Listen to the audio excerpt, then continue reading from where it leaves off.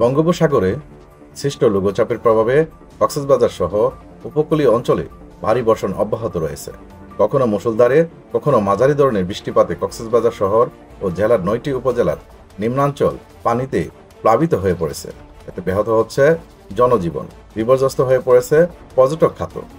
বিশ্বের দীর্ঘতম সমুদ্র সৈকত দেখতে আসা হাজার হাজার পর্যটক চরম ভোগান্তির শিকার হচ্ছে। টানা বৃষ্টিতে সৈকতের বিভিন্ন অংশে তৈরি হয়েছে জলাবদ্ধতা। অনেক পর্যটক আগেভাগেই হোটেল বুকিং বাতিল করে ফিরে যাচ্ছেন।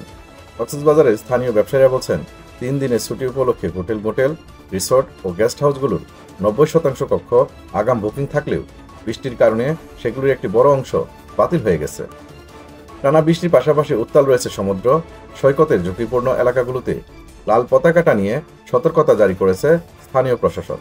কক্সবাজার জেলা প্রশাসক জানিয়েছেন, পর্যটকদের নিরাপত্তায় আইনশৃঙ্খলা বাহিনী সতর্ক অবস্থানে রয়েছে। কক্সবাজার আবহাওয়া কার্যালয়ের সহকারী আবহাওয়াবিদ আব্দুল হান্নান জানান, সোমবার দুপুর ৩টা পর্যন্ত গত ২৪ ঘন্টায় ১৫৩ মিলিমিটার বৃষ্টিপাত রেকর্ড করা হয়েছে। ভারী বর্ষণের কারণে জেলার বিভিন্ন সড়কে পানি উঠে যান চলাচল বিঘ্ন ঘটাচ্ছে। এদিকে কক্সবাজার সহ দেশের ৪টি সমুদ্র বন্দরে ৩ নম্বর স্থানীয় সতর্ক সংকেত জারি রেখেছে আবহাওয়া অধিদপ্তর।